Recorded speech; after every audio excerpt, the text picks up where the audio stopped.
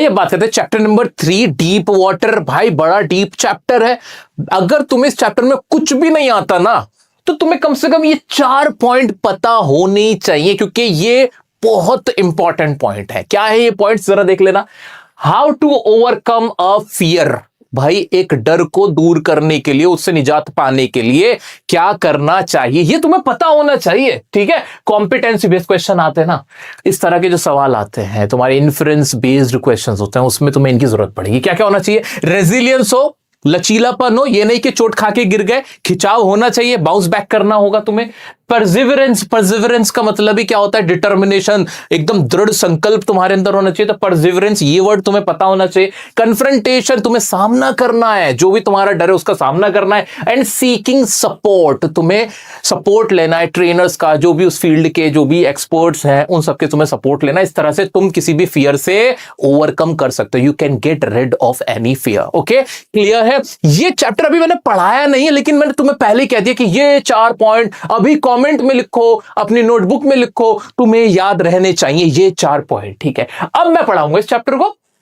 ये अब ऐसे थोड़ी तुम्हारा बड़ा भाई हूं तो तुम्हें कुछ तो अलग दूंगा ना, कोई तो नया तरीका होगा ना। ये सब तुम्हें एग्जाम में हेल्प करेगा, तुम्हें मेरी बातें याद आएंगी, ये पॉइंट्स याद आएंगे। दोस्तों डीप वाटर, जैसे कि इसके नाम से पता चल रहा है, गहरा पानी। कहानी है विलियम डगलस की। विलियम डगलस बताते हैं, जो कि एक जज है, वो बताते हैं कि कैसे बचपन में उनको पानी से डर लगता था और वो बड़ा परेशान थे उस पानी के डर से। ये कहानी उनकी है। तो किस तरह से उन्होंने अपना फियर ऑफ वाटर है उसको दूर किया, वो ये बताते हैं। आइए चलिए इसको पढ़ लेते हैं। पढ़ने से पहले कुछ इंपॉर्टेंट वर्ड्स हैं जो तुम्हें पता होने ही चाहिए। वो क्या?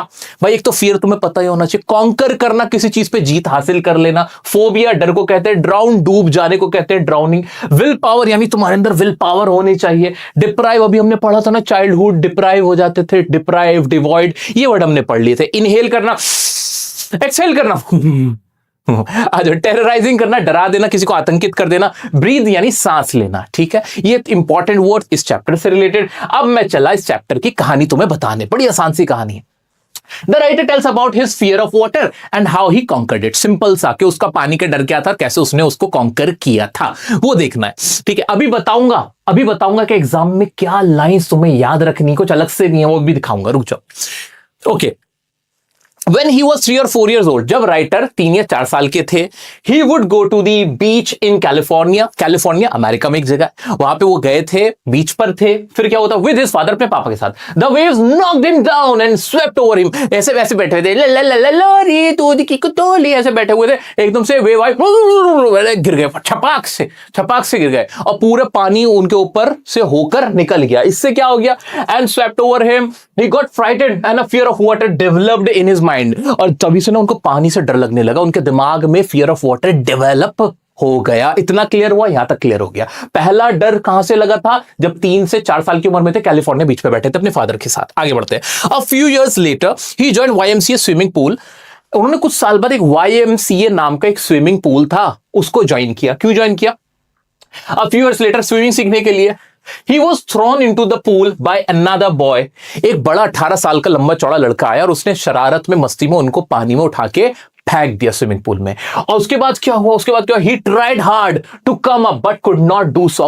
उन्होंने सोचा, जब पानी में गए तो इन्होंने ना प्लान बनाया कि इससे निकलने का तरीका यह है कि ना वेट करता हूं, जैसे ही मैं पूल के सरफेस से टकराऊंगा, ऐसे यूं जंप करूंगा और ऊपर आ जाऊंगा। इन्होंने ये सोचा, लेकिन क्या था? पूल गहरा था, ये नीचे जाते चले गए और फिर इनका वो प्लान सक्सेसफुल नहीं हो पाया ऊपर आने का। लड़के ने तो उठा के फेंक दिया था। अब इनको डर लगने लगा, ये आवाज लगाना चाहते थे। ही ट्राइड टू शाउट, उन्होंने चिल्लाने की कोशिश की, but he couldn't do so, लेकिन ऐसा वो नहीं कर पाए। इन्होंने अपनी मौत को एक्सेप्ट कर लिया था, बट कैसे तैसे ये बच गए। क्लियर? Is it clear? आगे बढ़ जाते हैं। हाँ जी, फिर क्या हुआ? ही एक्सपीरियंस्ड डेथ क्लोजली, और वहां उन्होंने मौत को बहुत कट से छू कर देखा, लेकिन टक से वापस आ गए। किसी तरह किसी ने उनको बचा लिया। इतना क्लियर है? चलो जी, यहां तक की कहानी समझ में आई? हाँ जी, बहुत डरे हुए हैं, इन्हें फियर ऑफ वाटर बैठ गया है। आगे बढ़ते हैं। He had developed a phobia of water. Develop हो चुका था, पहले भी हो चुका था 3 से 4 साल की उम्र में, अब भी फोबिया ऑफ वाटर हो गया था। It deprived him अब उसकी वजह से नुकसान क्या था भाई? पानी से डरे, छोड़ो मत स्विमिंग करो। नहीं भाई, इनको तो भाई मजे करने थे भाई, मजे नहीं आ रहे थे। मजे क्या क्या नहीं आ रहे थे? कैनोइंग नहीं कर पा रहे थे, बोटिंग नहीं कर पा रहे थे, स्विमिंग नहीं कर पा रहे थे। ऐसे कैसे लाइफ चलेगी भैया? ठीक है, तो ये इन सारे मजे नहीं ले पा रहे थे। इस वजह से इन्होंने क्या डिसाइड किया? So he decided to overcome his fear. इन्होंने क्या डिसाइड किया कि मुझे अपने फियर को कॉन्कर करना है, ओवरकम करना है फोबिया ऑफ वाटर को। उसके लिए अब इन्होंने क्या किया? Important point, he got an instructor. इन्होंने एक इंस्ट्रक्टर रखा एंड स्टार्टेड लर्निंग स्विमिंग। और उन्होंने स्विमिंग स्टार्ट कर दी, सीखनी शुरू कर दी। The instructor put a belt around him and a rope attached to it. उन्होंने ना, इंस्ट्रक्टर ने एक बेल्ट लगाई इनके और एक रोप बांधी और अपने हाथ में पकड़ के बैठ गया। He taught how to put his face under the water, inhale and exhale। और इंस्ट्रक्टर ने सिखाया कि कैसे पानी के नीचे जाना है, कैसे इनहेल करना है, कैसे एक्सेल करना है, ये सब कुछ उन्होंने सिखाया। The author repeated the exercises hundreds of times. भाई सौयों बार ट्राई किया। ऐसे कैसे फियर ऑफ वाटर नहीं निकलेगा? जैसे मैं तुम्हारा डर निकाल रहा हूं, फियर ऑफ इंग्लिश। डर लगता है ना इंग्लिश से, इंग्लिश में नंबर नहीं आते सर, मुश्किल है, दुनिया ने हवा बना रखा है, डर का कारोबार चल रहा है। नहीं, डर नहीं लगने दूंगा तुम्हें इंग्लिश से, बिल्कुल नहीं। अब जाना एग्जाम देने। मेरी ये 5 टाइम्स रिवीजन प्लान देखने के बाद जब तुम एग्जाम में जाओगे ना मेरा बच्चा, मेरे जितने भी साथी बैठे हुए हैं, फिर देखना एग्जाम कैसा होता है। तुम्हारी लाइफ का बेस्ट एग्जाम होने जा रहा है ये इंग्लिश का एग्जाम। मजा आया सुन के? बिल्कुल ऐसा होगा। मन में विश्वास है, मेहनत करने के लिए तैयार है। हंड्रेड्स ऑफ टाइम्स क्या किया था विलियम डगलास ने? प्रैक्टिस किया था। हंड्रेड्स ऑफ टाइम्स, सौ बार प्रैक्टिस किया था। ही practice 5 days a week, an hour each day। 5 दिन हफ्ते में प्रैक्टिस करते थे, an hour each day, 1 घंटा रोजाना। ठीक है। Finally, William had learned swimming, but he was not satisfied. So he went to different lakes and islands. वो सीख तो गए थे, लेकिन उनको लगता था नहीं, I am still having that fear. So what he did, he swam. कहां का स्विमिंग करी उन्होंने? लेक्स में, आइलैंड्स में उन्होंने स्विमिंग करी। At last he repeated the feat of Doug Capron by diving in warm lakes and swim across. और बाद में उन्होंने डॉग कैपरॉन का एक रिकॉर्ड था जहां उन्होंने स्विमिंग की थी, वहां पे जाके उन्होंने डाइव किया, स्विम की वार्म लेक में और उसके पार चले गए। He had overcome his baseless fear of water। और वो अपने जो बेसलेस उनका पानी का डर था उससे उन्होंने मुक्ति पा ली। He realized, और उन्होंने फिर रियलाइज किया, ऐसा किया, that death is peaceful and it is a fear of death that is terrorizing। कि यार मौत तो बड़ी आसान है, जो मौत का डर है ना ये हमें परेशान करके रखता है। तो ये पूरी कहानी थी विलियम डगलास की। क्लियर हो गया कि एक लड़का था, बचपन से ही उसको पानी का डर था, और जब वो थोड़ा सा बड़ा हुआ तो उसको एक बड़े बच्चे ने पानी में डाल दिया था, पूल में फेंक दिया था, जिसकी वजह से उसको डर बैठ गया था। वो he just nearly felt the death. उन्होंने क्या कहते हैं, कन्फ्रंट किया था डेथ को, ऐसा लगा था छू के वापस आ गया हो। और उसके बाद उसने स्विमिंग सीखने का फैसला किया। क्यों सीखना चाहता था? क्योंकि स्विमिंग, बोटिंग वगैरह कुछ भी नहीं कर पा रहा था ना यार। तो ये सारी कहानी किसकी थी? ये थी विलियम डगलास की कहानी। अब आगे बढ़ते हैं मेरा बच्चा, अब आगे बढ़ते हैं।